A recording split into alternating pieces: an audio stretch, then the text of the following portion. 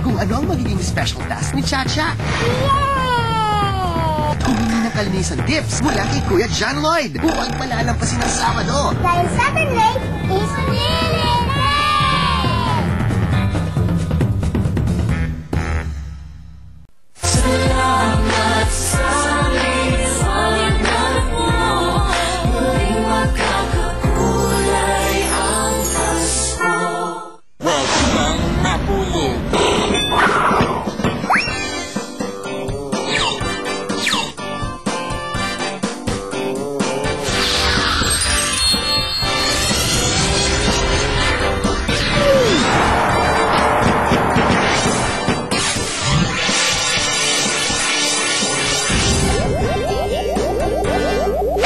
Huwag kang makulit. Huwag kang makulit.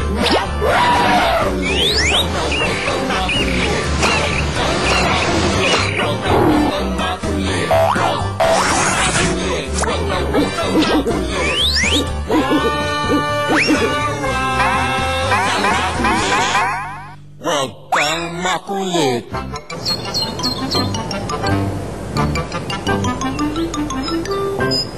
Uy, IC at Nebo! Si Andre pala, best friend ko. Hello! Hello. Routine. Wow! Ang ganda naman ng playhouse nyo. Pwede ba kitambay muna dito? Sige. Asan pala si Chacha? Wala siya rito ngayon. May sakit daw, sabi ng mami niya sa akin. Pumunta ko kanina sa bahay nila. Sana gumaling siya agad. Bugoy, saan ba kayo nanggaling? Mukhang pagod na pagod kayo, ha? Naglaro po kasi kami ng basketball eh. Natalo ko nga si Bugoy eh. Diba, Bugoy? Oh, bakit? Kasi po amin mo po damit mo.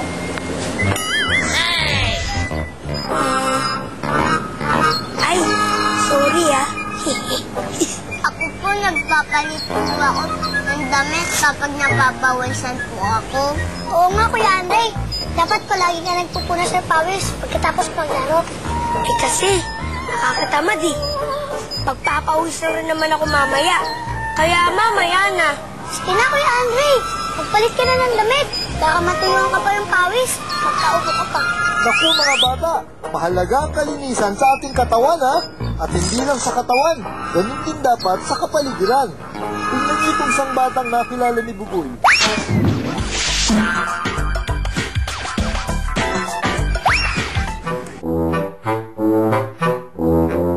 Ako, Lilits! Ang sarap ng simoy ng hangin dito. Fresh na fresh. At ang lawa! Ang linis! Ang sarap mamasyal.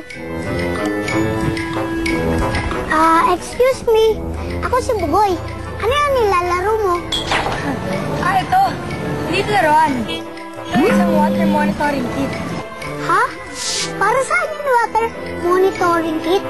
Sa pamamagitan nito, malalaman natin kung ano ang kondisyon ng ating lake at kung malinis ba siya o madami at kung pwede ba siyang tira ng mga isda o mga ganun.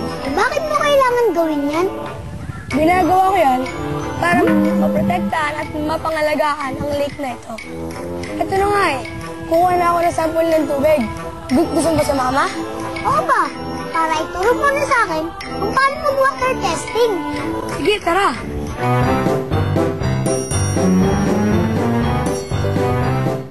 Actually, maliit pa lang si Bambam ay nakamulatan na niya yung pag-alaga sa kalikasan. Sa katunayan, active member siya ng Friends of the Seven Lakes Foundation dito sa San Pablo City sa Laguna. Ang layunin ng grupo ay panatilihing malinis ang 7 lawa. Ngayon yung water testing, natutunan niya yun sa World Water Monitoring Day Organization. Nagbibigay sila ng water testing kit, usually sa mga kabataan katulad ni Bambam, para ma-monitor nila ang mga ilog at mga lawa at mga streams, lahat ng katubigan sa buong mundo. Mami ko nga pala. Magandang araw po. Hi, Koy. Magandang araw din. Una, i-test natin ang turbidity ng tubig. Turbidity? Ano yun? Ang turbidity, ang pagkamalinaw at di pagkamalinaw ng tubig. Bugoy, tingnan mo, oh. Ano sa tingin mo ang turbidity.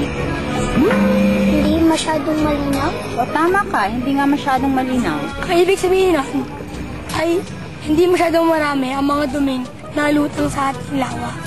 O ngayon naman, kukunin natin ang temperature ng tubig. Malamig ba o mainit? Oo, hanapin mo yung kulay blue. Anong number? 26. Normal na temperature lang yun para mabuhay ang mga isda sa tubig. Ngayon naman, kukunin natin ang pH ng tubig. Ano yung pH?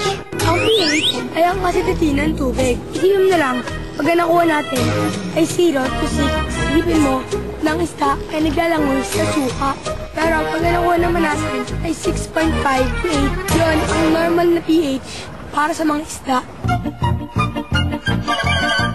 Hintayin mo, lumabas ang kulay. Ang lalabas ng kulay dyan ay magmamatch dito sa mga kulay na nandito sa aking chart. Ano sa tingin mo ang pH niya? 7 o 8? 8. Sa mga nakuha natin resulta ay turbidity, Ay, ay gaanong malinaw, ang temperature temperature, ay ay tama tama lang, lang. at ang pH, tama lang din. So, ang ibig sabihin nito, Ay, ang isda, da, pwedeng mabuhay sa lawa. ayos. Oo, malinis ito. Para mapanatili naming malinis, kami mga taga rito ay nagtutulungan. Pero syempre, hindi lang ang lawang dapat malinis, dapat ang buong kapaligiran. Para mabuhay tayo, malusog at masagana. And plant more trees for a clean and green environment. Alright!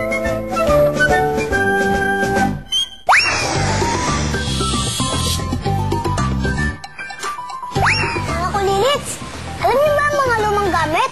Pwede pang gawing laruan? Samahan niyo ako gumawa ng puppets. Kasama si Teacher Danny! Hello, Bugoy! Paano po gumawa ng puppets? Madali lang. Ang kailangan nating gamitin ay ito, lumang medyas, mga makukulay na papel, lumang bola, tape, goma, pen marker. Okay, simulan na natin. Sige po. Ang una nating gagawin, kukunin natin yung bola at saka lalagyan natin ng bilog gamit ang pen marker. Ako po nagbibilang. Sige. Tapos i-shader mo sa loob. Yan, meron na tayong mata. Ang susunod na gagawin natin ay kukunin natin yung medyas. Ganito mangyayari, oh. Tapos, lalagyan natin ng tape yung mga bola para idikit dito. Okay? Idikit natin sa ilalim. Susuot ko yung medyas para maidikit mo siya ng maayos. Okay? Idikit mo na. Dapat yung mata nasa harap. Yan. Meron na tayong mata. Pero hindi pa yan tapos. Kailangan mas maganda yung puppet natin. Kaya lalagyan natin siya ng buhok gamit ang mga makukulay na papel. Kuha tayo ng goma. Susot. Tapos, tatali natin siya dito sa likod ng mata.